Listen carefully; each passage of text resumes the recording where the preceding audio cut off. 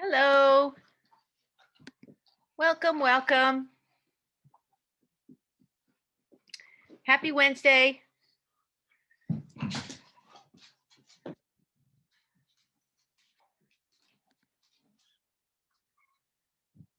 Everybody's coming in. That's great.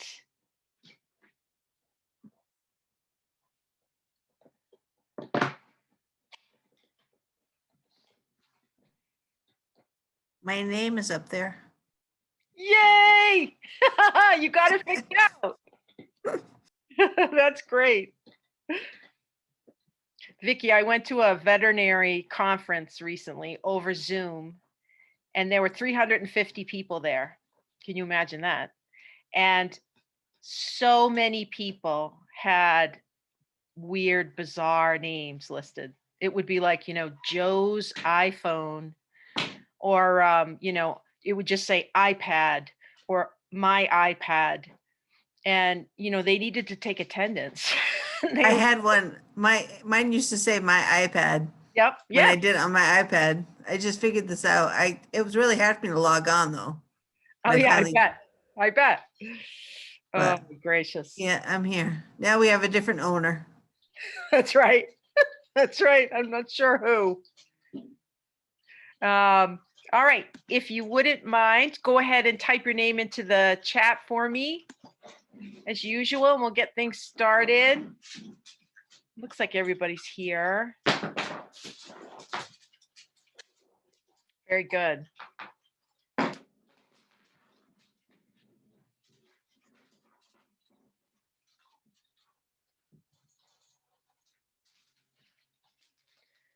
Caitlin, I see. And Vicki and Kelsey, very good. Sarah, Mary, Jasmine.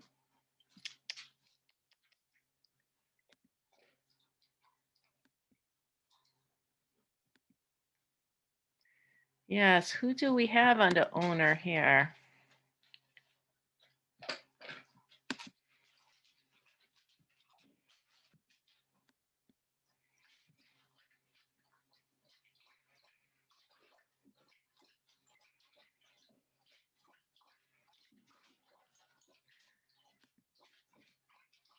Do we know whose name is listed as owner today?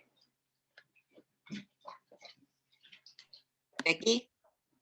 No, Vicki's gotten hers fixed. Oh, mine says from owner to everyone, and it says Vicki.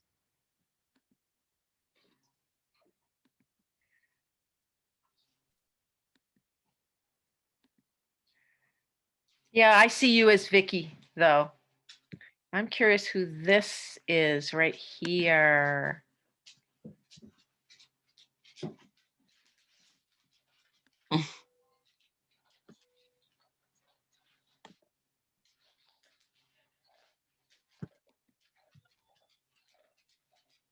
Jasmine, Kelsey.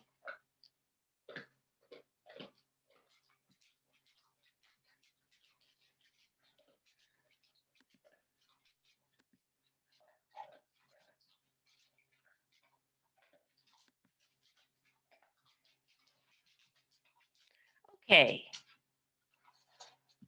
I think that's all of us.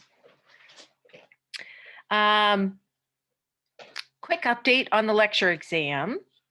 I've been grading them. They're almost completed.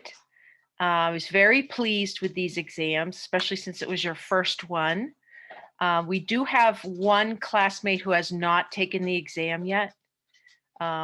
We have somebody in class who's had a death in the family, and so won't be taking the exam for a day or two. I'm still going to release the exam grades tomorrow, but I would just ask that you don't discuss the exam or post anything about the exam. If you have any questions about what you earned on the exam or anything like that, that's fine. You can contact me and we can talk back and forth over email. But we do have this one student who still needs to take it. So the first thing I want to do today before we get into our laboratory material is ask about the lecture material for the week. Just if anybody has any questions about it, if you've had an opportunity to view the lecture yet, or if you've had an opportunity to take the quiz or anything. And if you have any questions at all, we could certainly talk about that. If you have any questions about any of the laboratory material, we can also do that as well. Looking ahead on our schedule, you have your first lab practical exam on Monday, February 8th. Now, the laboratory exams are based on the laboratory material, just as the lecture exams are based on the lecture material. So what you'll want to do between now and Monday is just make sure you get all your laboratory notes together, because you can use those notes while you take this practical exam. Now, there is something that's a little bit different about the lab practical from the lecture exam.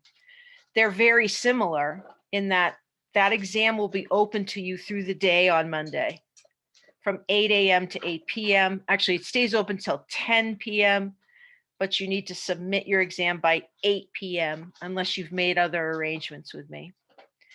The exam is about 12 questions long, but what makes it different from the lecture exam is that when the time comes for you to take it and you click where it says lab practical exam, you're going to be brought to a document with the questions on it. So there's still a quiz and you'll still be typing your answers into boxes in the quiz, but the questions themselves are on a separate document that you'll need to open up. And the reason we do that on the lab practicals is because we often use pictures and images and things like that that don't translate well if we put them directly on Canvas. So you'll still be typing your answers into Canvas next to each numbered question, but the questions themselves and any images that might be with them are going to be found on that document. Now, remember, you don't want to click on the link that says Lab Practical Exam 1. You don't want to click on that till you're sitting down ready to take it. And just like with the lecture exams, you have a certain amount of time to take it, and it'll be open past that time just in case you need the extra time. But as long as you find a block of time during the day to take it and get it into me by 8 o'clock, you'll be all set. And that's on Monday. Now, when we have lab practical exams, on the days that we have those, we don't meet for lab. We met, on a day that you had a lecture exam, but when you have a lab-based exam, we don't meet. So there'll be no meeting on Monday next week. I won't see you until Wednesday. All right. All right, I think we're good in the chat. Very good. Can I ask a quick question? Yeah. So I hope I didn't miss this because I ran out of the room real quick to grab my That's all right. notebook. But what labs is the practical going to be on? So everything that we've covered so far in lab up until today. So today we're going to be talking about aseptic technique. And so starting from when we got together and we talked about examining. Wait, so today we're not going over the prokaryotic cells? No, prokaryotes is the lecture that you're doing this week. Okay. And for lab, we're on aseptic technique. Remember that, hold on just a second. Let me pull up, if I can find it here. Let me pull up our syllabus. Give me just a sec to organize the chaos a little bit.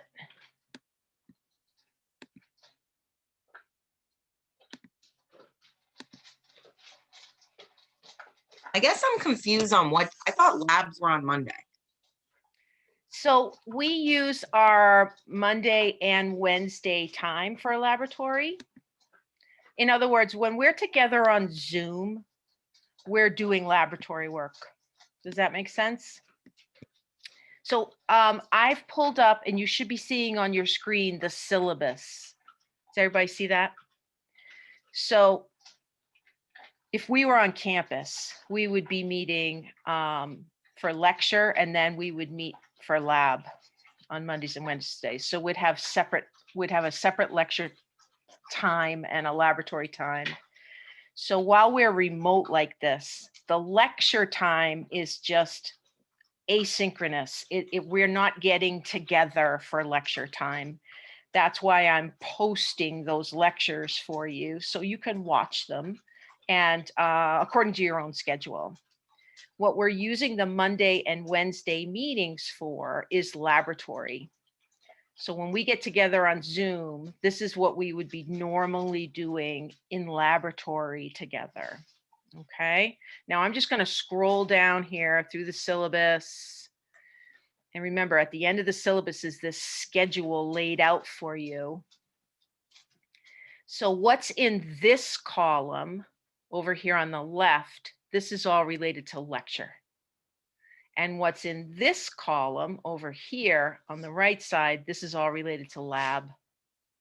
So for example, the very first day we got together in lab, remember it was a Wednesday, and we talked about the course a little bit. And I sent you home to watch care and use of the microscopes. And then we talked about wet mounts and hanging drops, remember? And then we talked about using simple stains, and we talked about gram staining this week on Monday. That's all laboratory-based material. So today you can see we're going to be talking about aseptic technique. I'm going to talk just a little bit about your pathogen assignment for the semester. That's a semester assignment.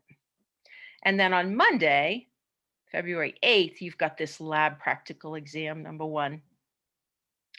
So anything in this column right here that we've talked about so far while we're together on Zoom, this is what is fair game for the lab practical exam.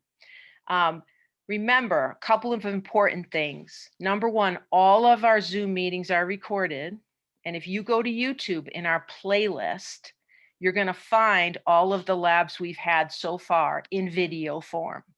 So if you need to go back and look at anything, you can. Okay. So that, you know, the wet lab the wet mount lab we did, and hanging drop. And when we talked about simple stains, and when we talked about gram staining, that's up on YouTube. And you can always go back and look if you feel like your notes aren't complete.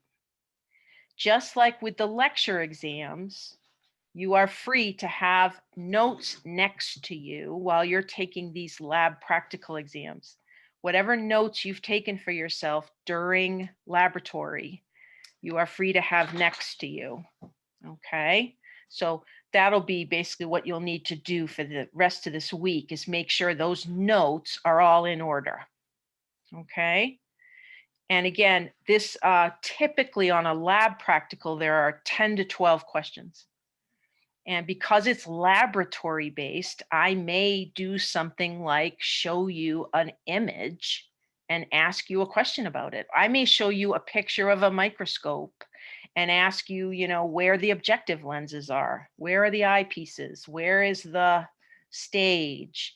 I might show you a picture and tell you that this smear was put through gram staining, and what is the gram status of this organism that you can see on this picture. So that's why we refer to these as practical exams, because they're not based on lecture content. They're based on laboratory work only. Does that make sense? Yes, thank you. Good. Good question. All right. So I'm going to go ahead and pull up our slide set for today. We have a few slides to go through, and then we're going to watch a video together to look at some of the techniques that we use in order to stay clean, in order to prevent contamination in the laboratory. So let me pull these up. Hopefully what you're seeing now is a slide that says Lab Aseptic Technique. Okay.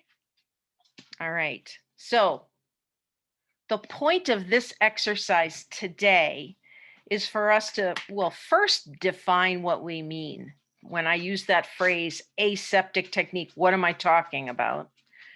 We're going to talk a little bit about why these techniques are so important in a microbiology laboratory. And then we're going to talk about how. How do I do these techniques? How do I open up a plate or open up a culture tube or transfer cells from one container to another? How do I do these things using what we call aseptic technique? So the very first thing we need is a definition. When I say aseptic technique, when I talk about using aseptic technique, I'm talking about all of the methods that we use, all of the techniques that we use in the laboratory to prevent contamination with microorganisms. So when we're doing our work, we're using aseptic technique. Because remember, we don't want to contaminate ourselves with the culture, and we don't want to contaminate the culture with ourselves. That's always our first goal, right there. Remember, in a microbiology laboratory, we are purposefully trying to grow microbes sometimes. So we are creating these containers, whether they're petri dishes or whether they're test tubes. We're creating containers that have microbes in them, and we're encouraging those microbes to grow. We do things like put nutrients in there with them, or we put them in the incubator where it's nice and warm. We're trying to grow microbes, and we're trying to grow pure cultures. So we have to do everything that all of the ways that we handle those plates and those test tubes have to be done aseptically in order to prevent contamination. Remember, the kind of microbes that we handle in a microbiology laboratory, whether it's a laboratory in a college setting, you know, a classroom laboratory, or if it's a micro laboratory in a hospital setting, all of the microbes that get handled range from being perfectly harmless to being pathogenic, to being disease causing. So what we do is we treat all of our cultures, all of the containers that we have that we're growing microbes in, we treat all of them as though they had pathogens in them. Even if we know that the microbe that's inside of a particular test tube is not going to harm us, is not going to cause disease to us, we're going to go ahead and handle it as though it could, because we want to use the same technique every single time we handle cultures. We want to use the same technique. So we're going to be as strict as we can be in trying to prevent contamination. So a big part of what we do in a microbiology lab is culture. We're trying to grow microbes. And the term we use for that is culture. And we grow microbes either on or in material that helps them grow. And that's what we call culture media. Now, there's different kinds of culture media, and we're going to talk about all different kinds of media this semester. But for now, you should know that culture media can be solid, it can be semi-solid, and it can be a liquid. but whatever form it takes, it's going to contain nutrients in it and all different other kinds of components that are in there to support the growth of microbes. We want them to grow. Now, when we take cells, microbial cells like bacteria, and we put them into a culture tube or onto a culture plate, the term we use for that is inoculate. So we inoculate culture media with the microbes that we're going to grow in it. And we need to know how to do that correctly, how to do it aseptically without contamination. Now, once we've put cells into culture media, we then have to give them some time to grow. And that time also includes the right conditions for growth. Most bacteria that we deal with in human medicine needs to be in a warm, dark place in order to grow. And that's what an incubator provides. So in a microbiology lab, there's going to be incubators set up for culturing microbes.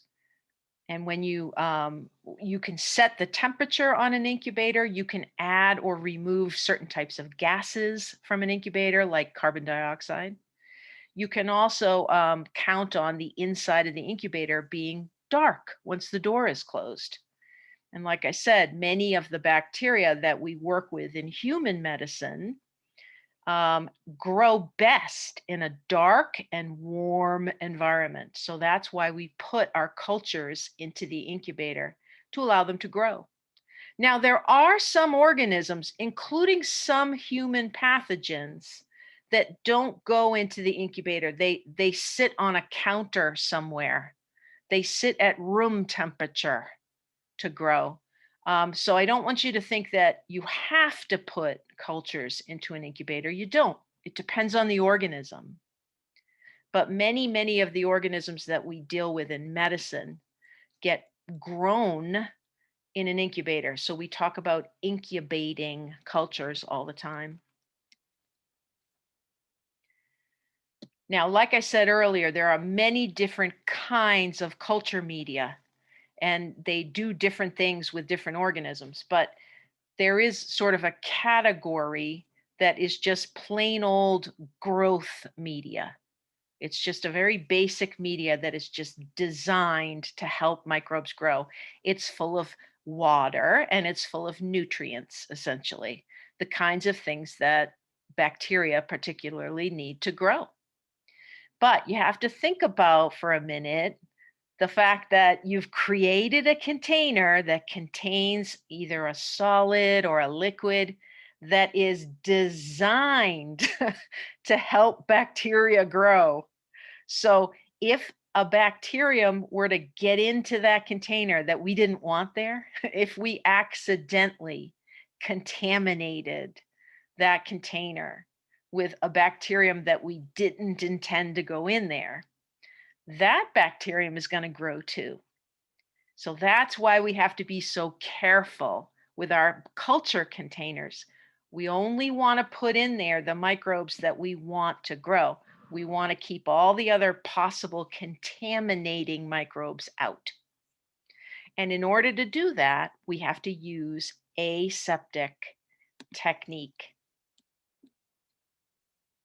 So on this slide, I've got a list of some general rules of handling these culture containers. Number one, you never leave a container open any longer than necessary. There are times when we have to open containers. You've seen pictures of me opening up a test tube and putting my inoculating loop into the test tube. So there are times when you have to get cells out or you want to put cells in, but you never want to leave it open any longer than absolutely necessary. So if I was working with a Petri dish, I would only take that cover off as long as I needed in order to get cells off of that dish. If I was working with a test tube, I would only take the cover off long enough to do whatever I needed to do, and then I would put the cover right back on. Number two, always assume that the surfaces around you in your workplace are contaminated. So what that means is we would never put a sterile object on a surface, even if we knew that we just disinfected that surface. So I can spray alcohol on my work surface and I can wipe it off and disinfect my work surface. But if I took a sterile lid off of a sterile test tube, I would never put the lid down on my work surface. I have to assume that it's contaminated. Remember, microbes fall out of the air. So as soon as a surface is disinfected, there's a possibility that there are microbes on that surface again. And if I took a tube, a sterile test tube, and I took the lid off of that tube, the cap, and I set it down on my desktop, I could very well contaminate it. So that's why, and you've seen pictures of this, that's why we hold on to the caps of tubes in our hand. We don't put them down. We always assume that surfaces are contaminated. So we don't put sterile materials down on a surface, even if we just disinfected that surface. I said that a reminder that microbes fall down, they don't fly up. Here's the last one on the list. Nearly all forms of contamination in a laboratory, in a microbiology laboratory, are being carried on microscopic dust particles. So it's not that bacterial cells are floating around in the air all by themselves, or fungal particles or viral particles. They don't fly around alone. They're stuck to something, and that is generally dust. Now, during the pandemic, we've all had the opportunity to learn that some pathogens travel through the air on respiratory droplets. So when we cough or talk or yell, and sometimes even just breathe, we can pass microbes out of our body onto little droplets of fluid that come out of our body. But in a laboratory space, it's also the dust basically that's swirling around in the air. There's always dust around us. And it's those dust particles that we can't see that have microbes on them. And as the dust falls, so do the microbes. So we have to always be thinking about the possibility that those contaminants are falling onto our sterile surfaces, and we want to handle our materials accordingly. Now, there's a lot of information on this slide. I just wanted to gather it all in one place. I mentioned to you when we talked about biosafety that part of just general safety in the laboratory is taking care of trash correctly. So this is a place where I'm going to just list for you. Oh, sorry about that. You can tell someone's at the door. Sorry about that. My dogs are wonderful, but my dogs think that they are the police department for the neighborhood. So if a UPS truck or anything else comes through the neighborhood, my dogs have to announce it. Okay, so on this slide, I have sort of a list of what goes where in the laboratory. And this is just because there's not another neat and convenient place to put it. So let's read through this busy slide together. First of all, you have to know when you're handling materials in the lab, how to dispose them correctly. And the manufacturer of that material will tell you on the container. So remember, we looked at bottles of gram stains the last time we were together. And on the back of those bottles, it says in clear language that you cannot put those stains down the drain. You have to dispose of them as hazardous waste.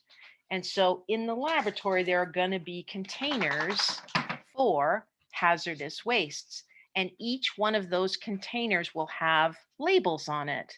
For example, one might say, dispose of your stain here. Another one might say, dispose of your chemical here, and so on and so on. The important thing is that you know, number one, what chemicals are considered hazardous that you're handling, and number two, which hazardous waste bottle they need to go in when you're finished.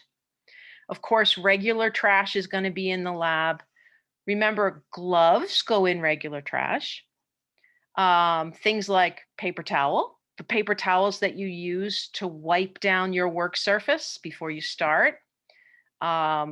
Anything like a Kim wipe. And if you're not familiar with what a Kim wipe is, I'll show you a picture in a minute. Lens paper that we would use to clean off objective lenses on a microscope. All that stuff just goes in the regular trash. But we often handle three other things that we need to dispose of very carefully. One, anything sharp. Two, anything made out of glass. And three, anything living, or anything that has touched living things, touched our microbes. So just like in any other doctor's office or hospital facility, there are going to be sharps containers in the microbiology lab.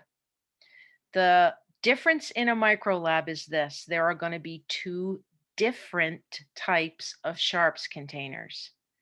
You've probably seen the red boxes that you'd put your used hypodermic needles into, or any kind of used scalpel blade, or any other sharp that gets used in a healthcare facility.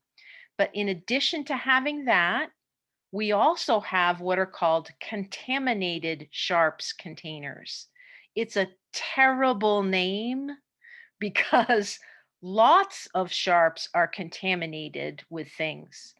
But in a micro lab, when we call something a contaminated sharp, what we're saying is that it has come into direct contact with bacterial culture. So if it's sharp, and if I touched it to a living bacterial culture, it goes into the contaminated sharp box.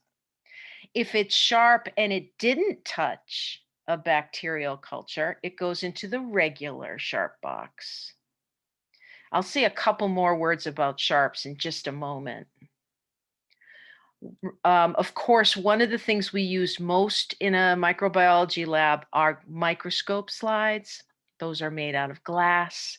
Cover slips that we use on those slides are also made out of glass. Those glass slides get their own disposal container. It's called a glass waste container.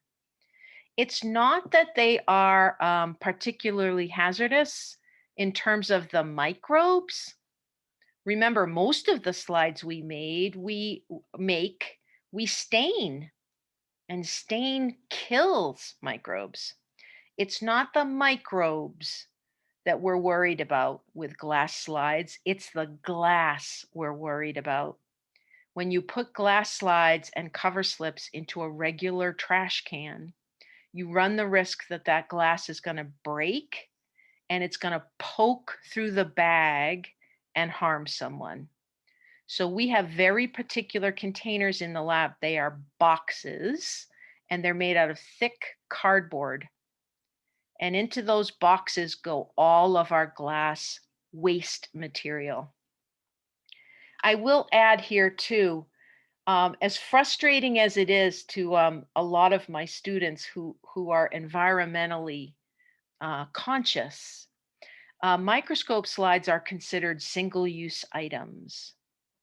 So when we use a glass slide in the lab to make a smear and to stain the smear, or maybe do a wet mount, we throw that out when we're done.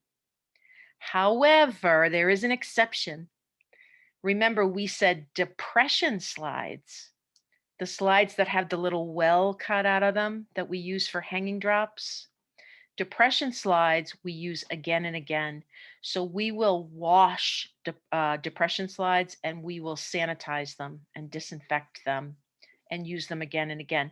And the reason is because those slides are very expensive. But ordinary microscope slides are considered a single-use item. Now, the last container, of course, is the autoclave bag. These are sometimes called biohazard bags. I'll show you a picture in just a minute.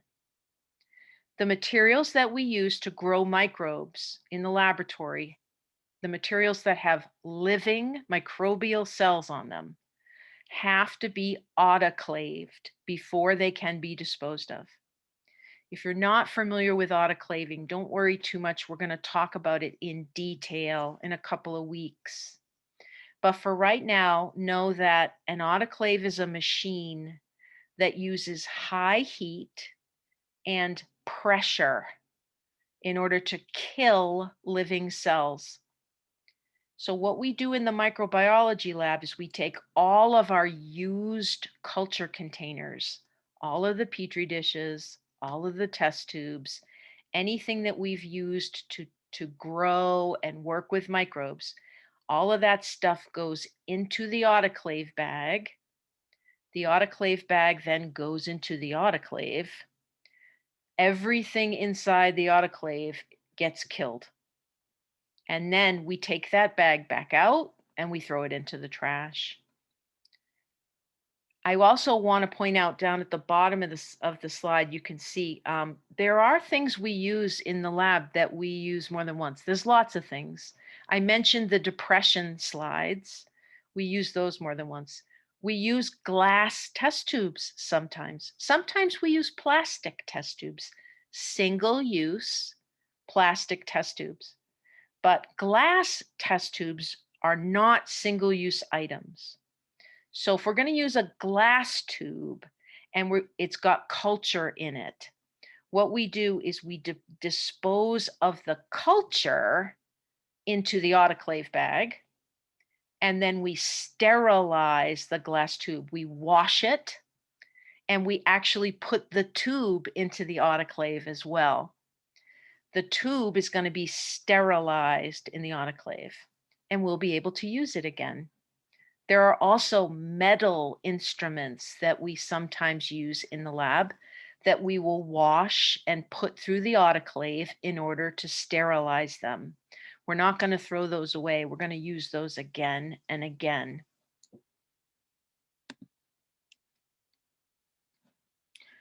All right, any questions so far? Any questions about what I've said? What we can do now is we'll start talking about the actual techniques, the actual aseptic techniques that we use. And you've actually already seen a couple of these in other things I've showed you so far.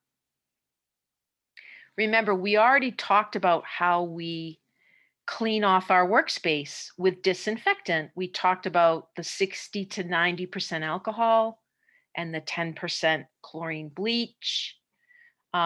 That's part of aseptic technique. That's going to help reduce contamination. So anytime we get ready to work, we disinfect our work surface with one of those two disinfectant liquids. The proper organization of your workspace is also considered part of aseptic technique. And remember, we also talked about how we use an incinerator device to sterilize our inoculating loop. Remember that metal wire loop with the handle on it that we place into the incinerator until it gets red hot.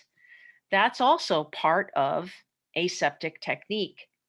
We need that wire to get red hot inside the incinerator because that heat will sterilize that wire. It will get rid of any and all microbes that might be on that wire.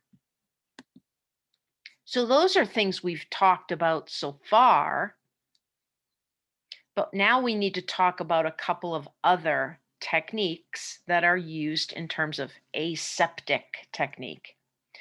We're going to look at how to flame a glass test tube. We're going to look at how to aseptically transfer, in other words, without contamination, aseptically transfer bacteria from a broth culture, that's liquid culture, to a sterile broth tube, a tube that doesn't have any cells in it yet. We're going to look at how to aseptically transfer bacteria from a broth culture onto a petri dish, onto an agar plate. Remember, some culture media is solid or semi-solid. And when we grow bacteria in a petri dish, we're not growing it in a liquid. We're putting it on the surface of this agar material.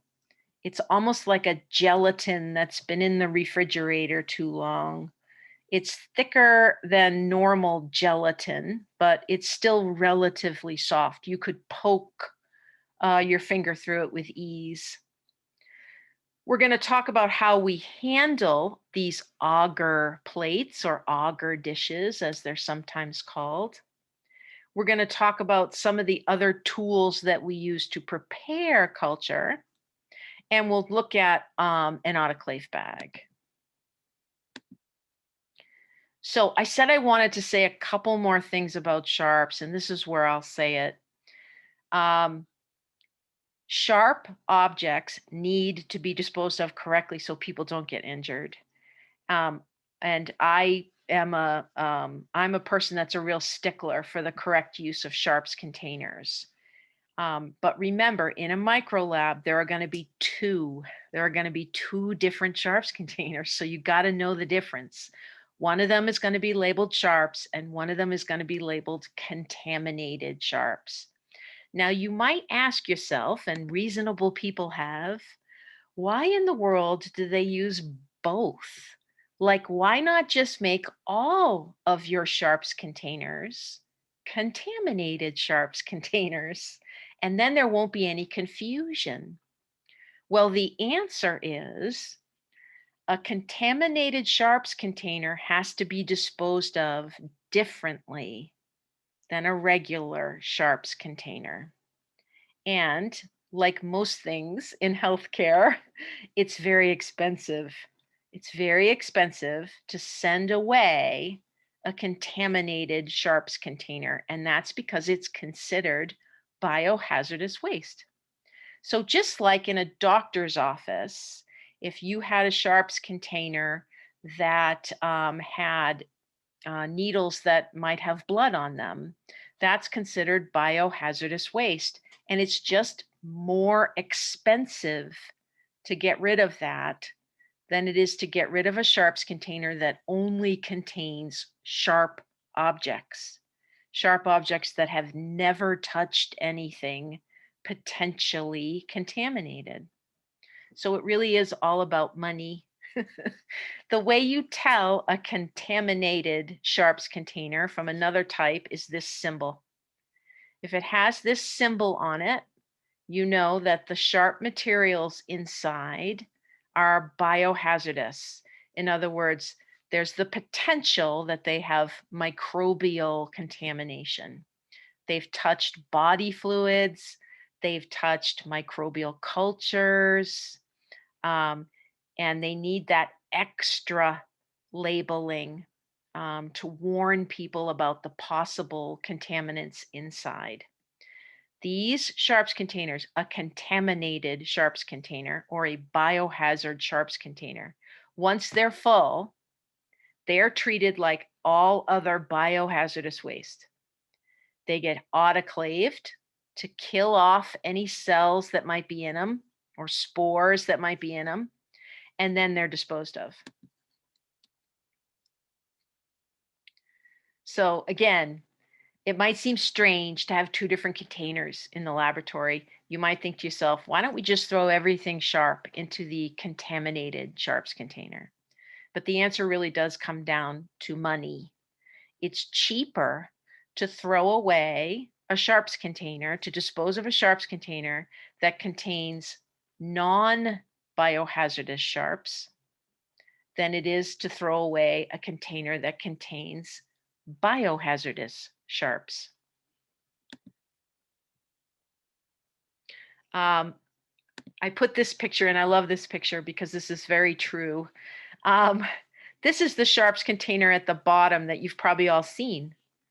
Gosh, all you have to do is go to the doctor's office or the dentist office and you'll see one of these. This is a sharps container that has a biohazard symbol on it.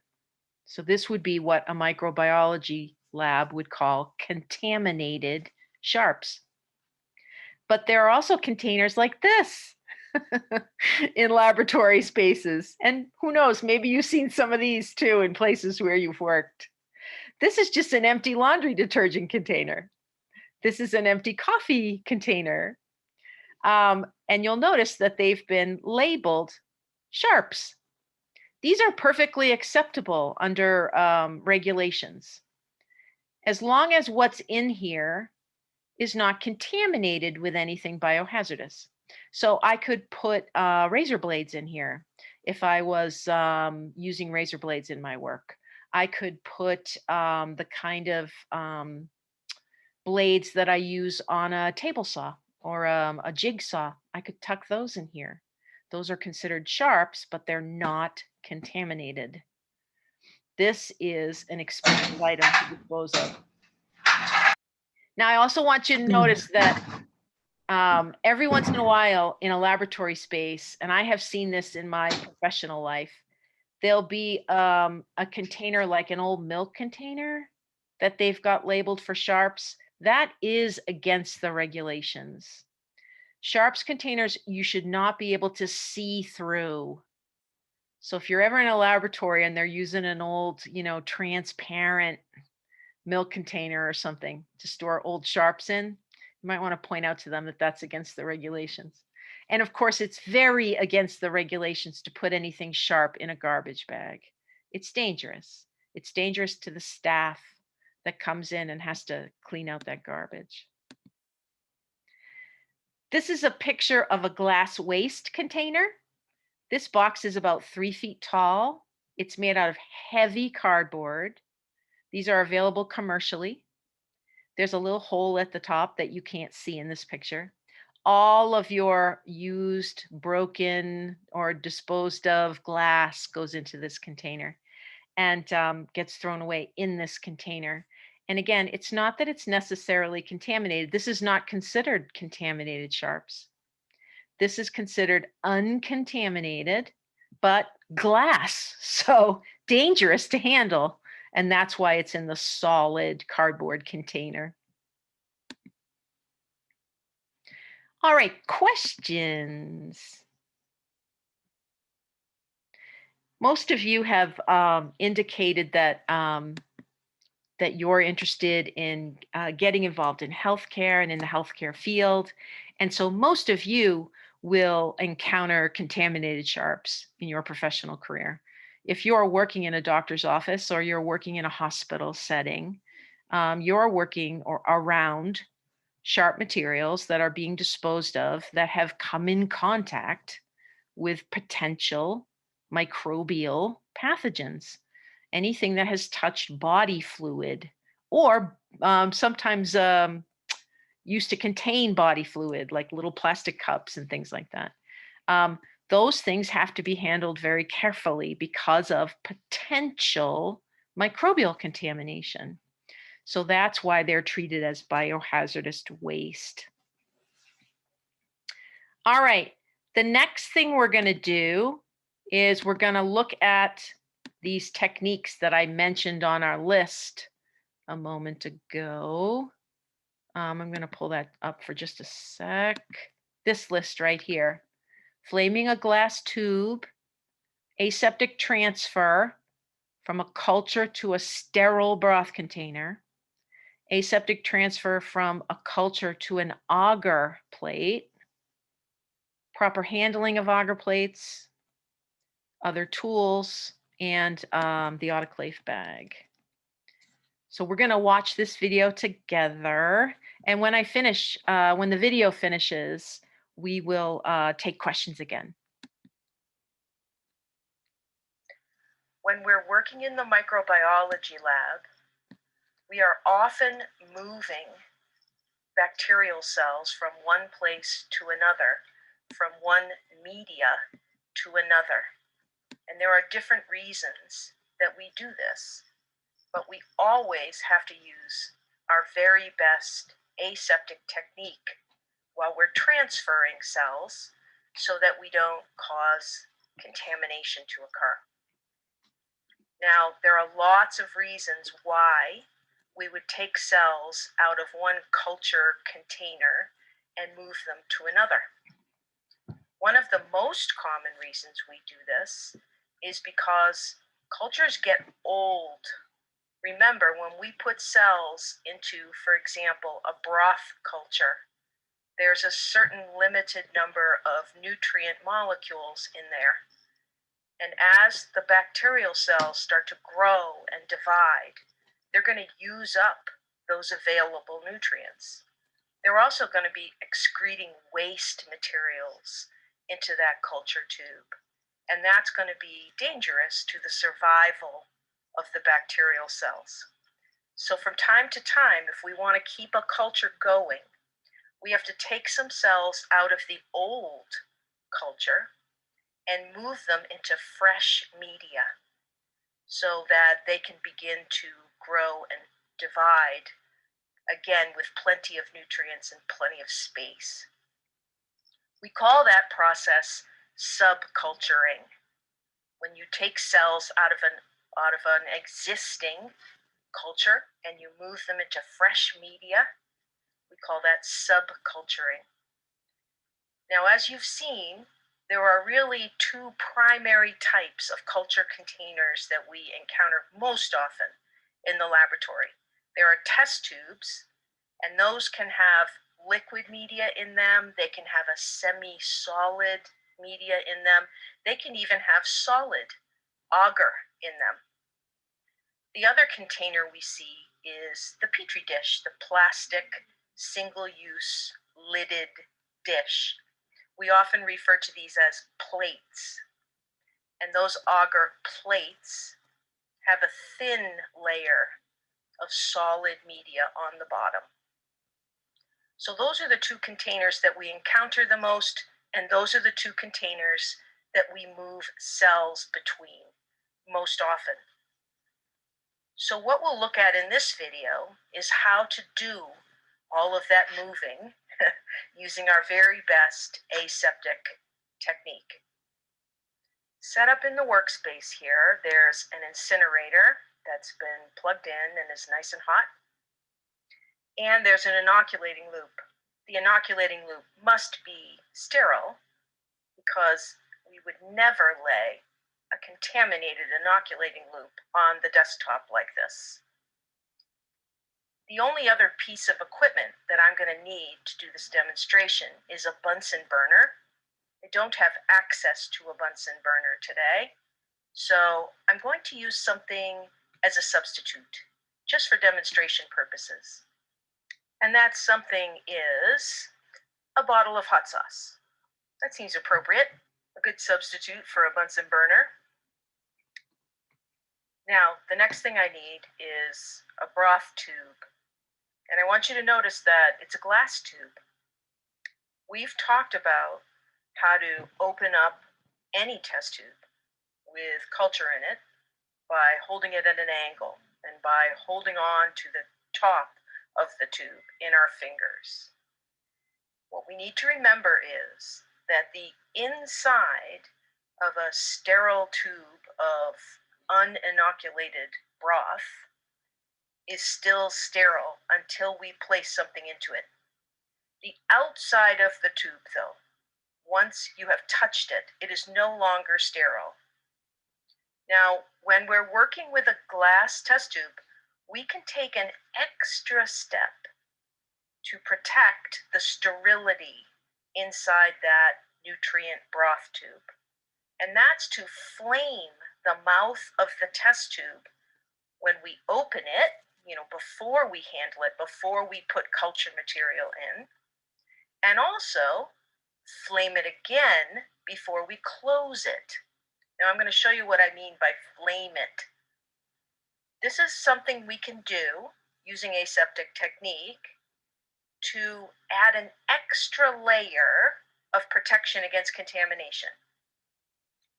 People don't always flame glass test tubes. Sometimes it's just too time-consuming of a procedure, but I want to show it to you because it is, again, an extra layer of protection against accidental contamination. You would never do this with a plastic test tube, though, of course, because you would melt the plastic. So the test tube that I'm holding in my hand has a liquid broth in it, a nutrient media, and bacterial cells growing in it. And I'm going to take a sample of those cells out of this tube, and I'm going to flame the mouth of the tube before and after I remove those cells. So you'll notice that I'm going to take the cap off. I'm going to hold the tube at an angle, just like always. But here's the extra step. I'm going to pass the neck of that tube, the mouth of that tube, through that flame. Let's take a look at that again. Remember, the bottle of hot sauce is my Bunsen burner, and we're pretending there's a flame coming out of that black cap.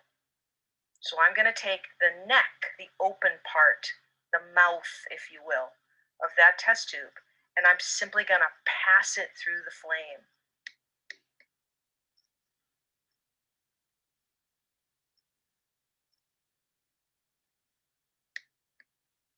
Now, what does that achieve for me?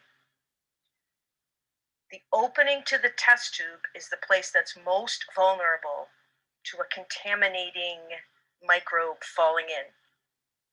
My hands are up near the mouth of that tube when I'm taking the cap off.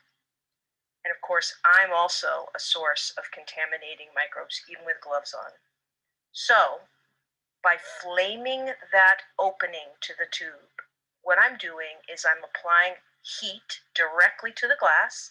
So if there's any microbes sort of right on the lip of that opening, I'm killing those.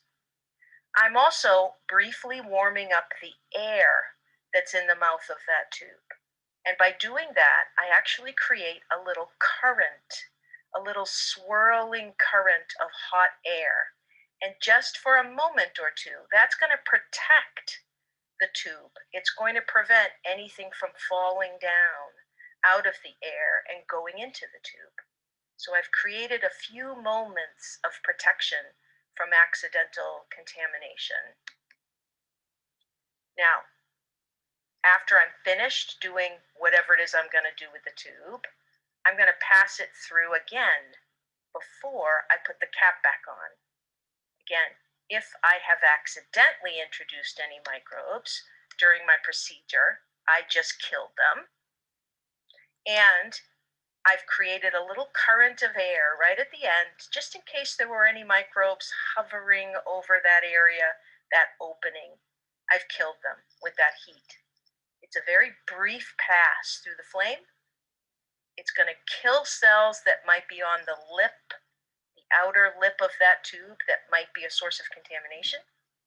And it's going to create a current of hot air just in the mouth of the tube, just for a couple of seconds, that will keep that entryway free of contaminating microbes. Now we're going to watch a transfer of cells from one tube to another tube. This tube has my bacterial culture in it, okay? And this tube has clean nutrient broth in it. Notice that I put the clean broth tube up higher in my hand. I'm going to widen our view here a little bit. Now, the other thing I'm going to need is a Bunsen burner, and of course I don't have one, so I'm going to substitute in my bottle of hot sauce. Okay. Now, first thing I'm going to do is sterilize my inoculating loop.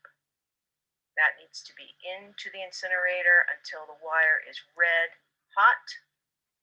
For purposes of the demonstration, I'm going to shorten that up a little bit. I'll pretend that we're red hot.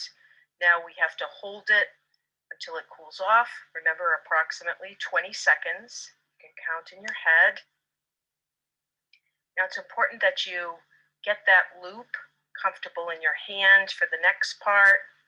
I've got my tubes at an angle. I'm going to take off both caps. And the reason I do that is because I'm going to be flaming.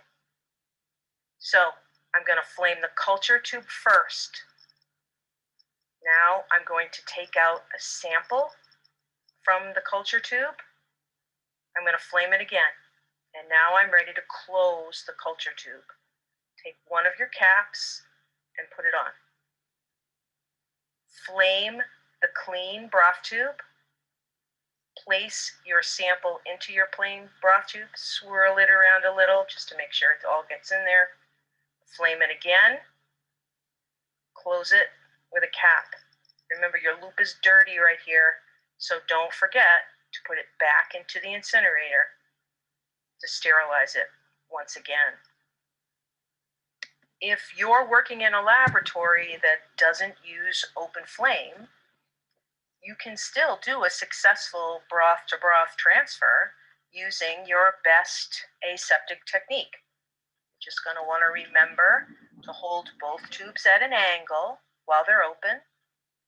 You're going to want to avoid touching the neck or the lip of the tube as much as possible. And you're going to want to close those tubes just as soon as possible to help prevent any accidental contamination. Now let's take a look at the next kind of transfer, which is from a broth tube to an agar plate. Remember, we use plastic single-use Petri dishes in the microbiology lab, and we can pour agar into those dishes and allow it to solidify, giving us a solid media to work with. We refer to those as agar dishes or agar plates. The agar, the solid material, has nutrients added into it so that the bacteria can grow. So this is an agar plate. This happens to have nutrient agar on it. You can just see it. It's a thin sort of beige film on the bottom of the plate. Now I'm taking the lid off just so you can see the inside of the plate. There's just this beigeish sort of sheen to that media. Very, very thin layer of media in here. It feels a lot like gelatin. And it's easy to push your loop into that gelatin. So you have to be careful when you're handling it. Oh, I've mentioned before that we handle agar plates upside down. We put agar plates into the incubator to allow bacterial cells to grow upside down. In other words, we want the agar, that solid media, to be at the very top once it's upside down. And what this does is it allows any condensation that might develop inside that nice warm incubator. It allows it to drip off of the surface of the agar and onto the lid of the plate. This is helpful when we're trying to grow bacteria because that condensation might interfere with the growth of bacterial cells on the agar surface. So we handle them upside down, we open and close them upside down, and we place them into the incubator upside down. I'm going to move my incinerator into place here as I get going. My inoculating loop, my tube full of bacterial culture. Now, this inoculating loop is clean, it's sterile, and I want you to notice that I'm going to start bending this wire. The wire is wire for a reason. When we're inoculating things, especially the surfaces of plates, we can bend this wire to make it easier to spread the cells out. Now you can bend it as far as you want or as little as you want. It really depends on the person handling the loop. But once you bend it into place, you can still get it into the incinerator bent because it's very flexible. It's a wire. So you would heat up the wire just as you always would. See, the bend is still in it. You're going to let it cool. If you have it bent as severely as I do here, once you open up your culture, which I'm doing here, you're just going to want to be very careful as you introduce the loop. Again, you don't want to touch the neck of the tube. Take out some of your culture material, close your culture. Now you're ready to go. So I'm going to open this dish. Again, it's upside down. And I'm going to keep the plate at an angle so that I can put these cells on the surface. I'm going to place the loop on the surface and I'm going to make a nice zigzaggy motion all the way across. I'm going to take my loop, remember, incinerate, sterilize, get rid of those cells. So essentially what I've done is I took a bunch of cells out of the culture tube, the broth, and I placed them onto the first place that I hit on that agar. I put a large number of cells, a large amount of cells onto the surface. And then by sliding my loop across the surface, back and forth, what I'm doing is I'm spreading those cells across the surface of the plate. So that I'm giving them room to grow on that nice nutrient-rich solid media. Let's take a look at that again. Plate comes up, loop touches the media, and then without lifting it, I'm going to just streak it out, streaking it back and forth in a zigzag motion, spreading out those cells. As we go through the summer and we look at other techniques that we use in the microbiology laboratory, we'll also look at different ways that we can streak an agar plate, depending on what we want to achieve in terms of the growth of the cells. Now, anytime you open a container that has growth media in it, nutrient media or any other kind of media, remember what we said, you want to keep the container open for a short amount of time as possible. You want to quickly get it inoculated with cells, and then you want to close it again because you want to prevent contamination. Now, different people use different techniques to achieve this. You can open and close an agar plate a couple of different ways using aseptic. Here's an agar plate that's being held right side up. And in this technique, we're going to use the lid to keep the plate partially covered. You see that? I can reach in between with my loop and do my streaking pattern, close it, and then put it upside down. Let's look at that again. I'm going to keep the plate right side up, use the lid as partial protection from microbes falling onto it, streak it, close it, back upside down. Now let's take a look at a couple of ways that you don't want to handle your agar dish.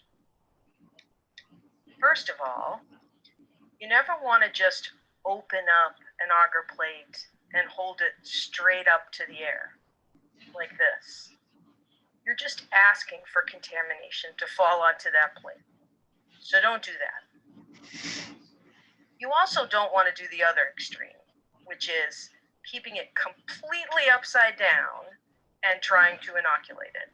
You will push your loop into that agar if you do that. What you want to do is open up the plate and hold it at an angle, like this. You can get access to the surface. You can get your streaking done. Get the plate closed. You're good to go. The last thing I want to talk about today isn't directly related to aseptic technique, but it's the tools that we have available in addition to what we've talked about already. These are single-use, disposable inoculating loops. They come in a sterile package of about 50. When you open up these packages and you pull out the loop, you can see the handle end is what's going to come out first. So you widen up the mouth of the bag and you carefully pull this out, and you've got a sterile loop at the end. Now, some people don't like inoculating loops. They are not nearly as flexible as a wire loop. And obviously, they're a single-use plastic item. So you can imagine that when they're being used in a busy microbiology lab, hundreds of them are being used every day and discarded into the landfill. So some people are opposed to their use. It's a problem in all of laboratory work that we use a lot of plastic. We use a lot of single-use plastic, disposable materials. And hopefully, at some point, we will get away from that. But this is a tool that's available to us. And some people really like these because it speeds up their work. This loop allows you to do a single transfer of material and then just toss it into the autoclave bag. You don't need to take the time to put your loop, your metal loop, into the incinerator, wait for it to get hot, then take it out, wait for it to cool. Instead, you just grab a brand new disposable loop. So again, it depends on the lab you're working in, whether or not you'll be using reusable metal inoculating loops or these single-use items. Well, the next item that we can look at is the disposable cotton swab. Those are very useful in the microbiology lab. They come in these sterile packages. There's usually 2 swabs in the package. You can only open these packages at one end. And again, just like with the loops, that allows you to open the package at the end opposite to the swab. So if you carefully manipulate the package here so that the opening is a little bit wider, you can pull the swab out carefully and you've got a nice sterile surface. So you can take culture material up with a cotton swab and use it the way you would use an inoculating loop. When you're done, you can simply toss that swab in the trash. Remember, transfer pipettes also come in these single-use sterile packages. When you open these up, you're going to first see the bulb end. And again, you want to open these carefully and pull them out carefully, but now the end that will touch your liquid broth is sterile. You can pull up a larger volume with these than you could with an inoculating loop, which makes them very nice. Very inexpensive, very widely available, very widely used, these transfer pipettes. Next on the list of tools is one of my favorites. This is called a hockey stick. Now you can buy a reusable glass hockey stick, but this is the disposable variety. Now watch what it's going to allow me to do. How streak cells across a petri dish, an agar dish. But sometimes we want to make a smooth coating of cells over the surface of that dish, and that's what the hockey stick does. See, you just swirl it around like the hands of a clock face, and you will spread your cells all over the surface of that plate, nice and evenly. One of my favorite tools in microbiology. At the end of the day, when we've finished our work, it's critical that we know where to dispose of our materials. And of course, when it comes to the materials that touch culture, we need an autoclave bag. This red bag has a biohazard symbol on it, and it clearly says on it, it's an autoclave bag. So this bag is where we put used culture-related materials, the things that have touched living bacterial culture or microbial culture. Our agar plates, our cotton swabs that we might have dipped into culture, our disposable transfer pipettes that may have drawn up culture, the cotton swabs, the hockey sticks, all of these things that have touched living cells that we cannot put in the incinerator because they're disposable. We're going to put in the bag, we're going to wrap that bag up with a tie, and that bag is going to go into the autoclave. Now, we haven't talked about the autoclave yet. We haven't talked about the process of autoclaving, but for now, understand that in the autoclave, a very high temperature is reached and a very high pressure is reached. And any cell and any spore that's inside that autoclave is going to be destroyed at that high temperature and pressure combination. Once the material comes out of the autoclave, it is ready to be thrown into the regular trash.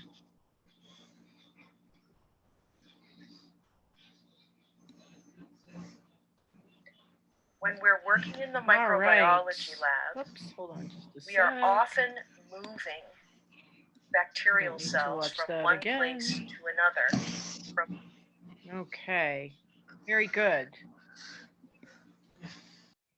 So a lot of information in that video.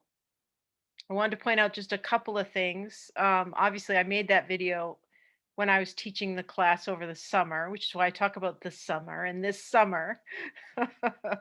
um, Also, the other thing, I acted as though we had already talked about how to handle agar plates, which we haven't. But I say in the video the important things to know, that plates are kept upside down.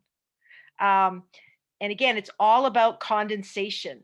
When you put an agar plate into an incubator, because the agar has water in it, you can get condensation forming.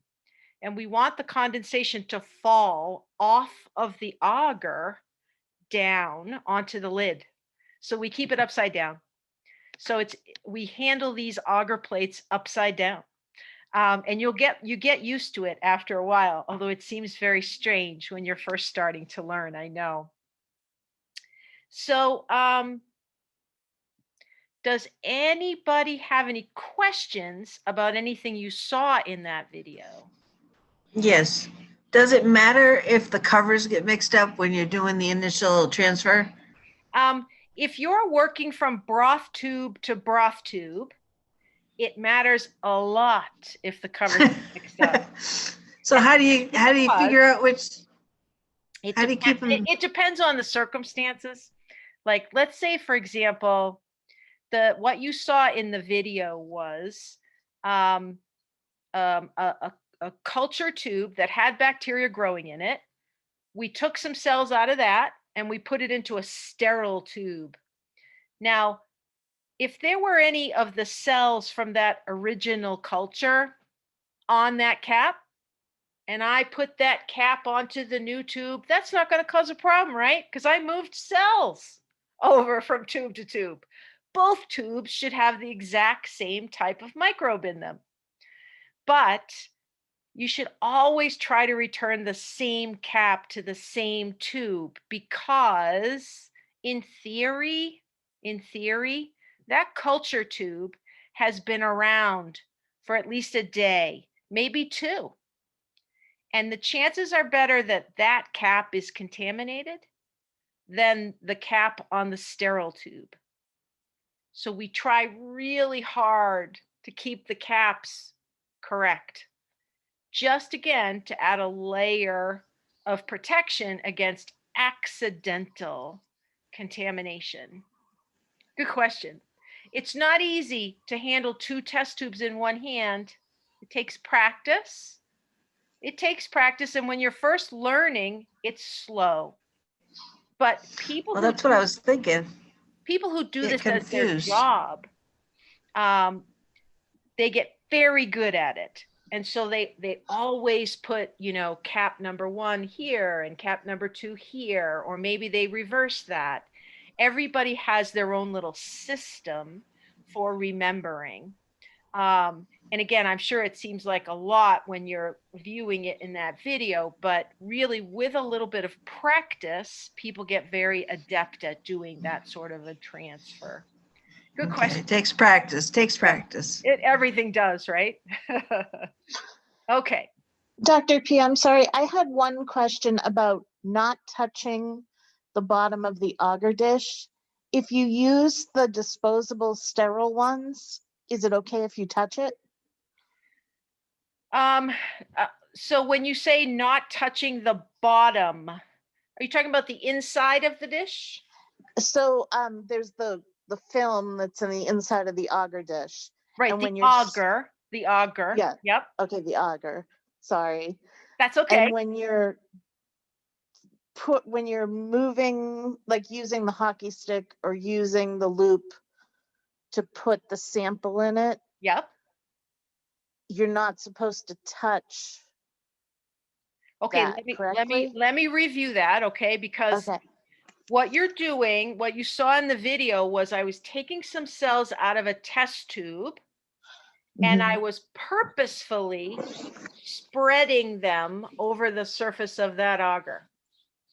Okay. So when you're spreading, So I it's am indeed touching the auger, but okay. only with my loop and my cells. I What you- thought you had to kind of get it so that just the sample was being spread without touching it, and I was thinking oh yeah, you no. do that. Your loop is going to touch the auger. Okay. What you want to avoid is your fingers touching it. You don't ever want to open an auger dish and touch it with your fingers or touch it with anything else, frankly, except that loop that you sterilized and then you put some cells on and now you can spread them out. And that's because everything else is a potential source of contamination, right? So Right. you always want to think about, what am I touching this with? Are there cells, good cells that I want on here? Or am I potentially touching it with something that has a contaminant on it? Now, if I wanted to, I could use a cotton swab, a sterile cotton swab, to go into a test tube and pick up some cells and then spread those across my dish. Most people don't use swabs to do that, although I have met some people that like swabs better than loops. But most people are a little funny about using swabs because sometimes swabs leave little bits of cotton behind. And they don't like Right. that. So most people use loops. But yes, the very end of that wire, that loop, will absolutely have to touch the auger because you have to spread your material. So you've got to Thank you use very some, much. yeah. Good question. Anything else? So remember, this meeting today is being recorded. So if you want to go back and watch through that video again, you're free to do that. And if you have any questions as you watch it, you're free to do that. The key for today is understanding that what aseptic technique is about. And remember, it's about preventing unintended or accidental contamination. And that the things we're doing are all about that. So the way we handle test tubes and the way we keep them at an angle and the way we take the lids off and the way we handle the plate, all of that is what we call aseptic technique. Technique that is designed to prevent accidental contaminations. We work really hard to keep only the cells we want in our cultures. And even with the very best technique, sometimes cultures get contaminated. It just happens. Remember, there's air currents and there's dust. And sometimes even the very best microbiologist can get a culture contaminated accidentally. It just happens. But we work hard to prevent it as much as we can. All right. Any other questions? There's a couple other things I want to talk about before I let you go. Nothing major. I just want to pull this up. Remember on Monday, February 8th, you're going to have a lab practical exam. And just like the lecture exam, it will be available to you through the day. So you're just going to have to find a time to take it. You want to get it into me by 8 o'clock. If that's going to be impossible for you because of work or something, please contact me and we will set up a different turn-in time for you. That exam is only covering lab material. What we've done in these Zoom meetings so far, you are allowed to have your notes with you while you take this exam, but no other materials. Okay? When you click on the link that says Lab Practical Exam 1, and don't click on it until you're ready to take it. When you click on it, you're going to find a file. You're going to find a link for a Word document. You're going to have to open that up to see the 12 questions. But you're going to be typing your answers into Canvas just like usual. So you'll see question 1 with an answer box and question 2 with an answer box. Okay. And again, the only reason we do that is because on these practical exams, there's often some pictures that go along with the questions. Now, the only other thing I want to mention today is the pathogen project, because if you look at our schedule, if you go to the syllabus and you look at the schedule, it says that the pathogen project sort of starts today. We're going to be through the next several weeks working on this assignment. And I just wanted to introduce it in the last couple minutes we have. The actual assignment is up on Canvas for you. So you can open it up on Canvas and you can read the details of the assignment there. But basically what this assignment is about is you doing a little bit of research about a pathogen, a known pathogen in human medicine. There's going to be a couple of options for you to choose from on the assignment document. You're going to choose a set of questions essentially to answer about a particular pathogen. You're going to be writing your answers down and turning them into me for credit. And the way it works is you're going to hand in a first draft of your answers, and I'm going to return them to you. I'm going to grade them and return them to you with some suggestions about how to improve your answers. Maybe you've missed a couple things that I'll point out to you. And then you'll have an opportunity to revise your assignment and turn it back in for a final grading. So again, all of the nitty-gritty details are in the assignment document, which is up on Canvas for you. If you click where it says Pathogen Project, you'll find the assignment. A couple of quick things to know. You're allowed to work with your classmates on this project. Now, obviously, you'd have to have both chosen the same set of questions to answer, but there's only 4 to choose from. So chances are there's at least one other person in the class who chooses the one you choose. So I've set up a discussion board for us on Canvas where you can meet the other students in class who might have the same questions that you have. They may have chosen the same questions that you chose.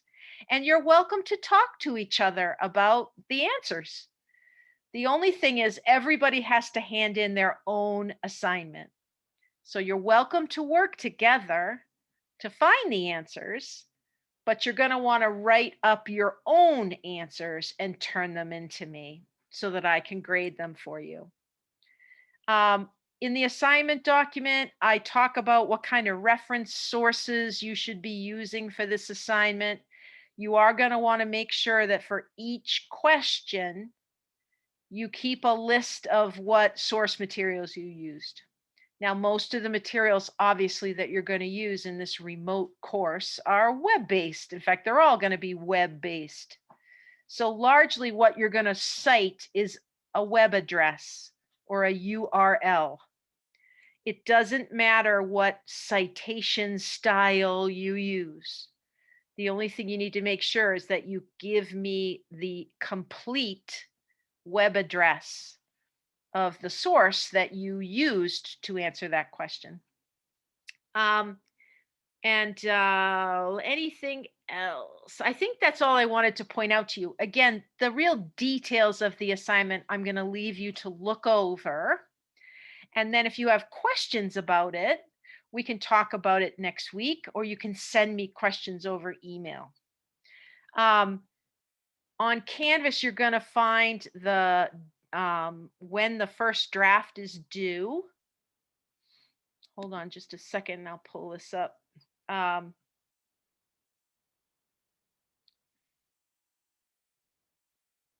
thought I had it up already, but I don't think I do.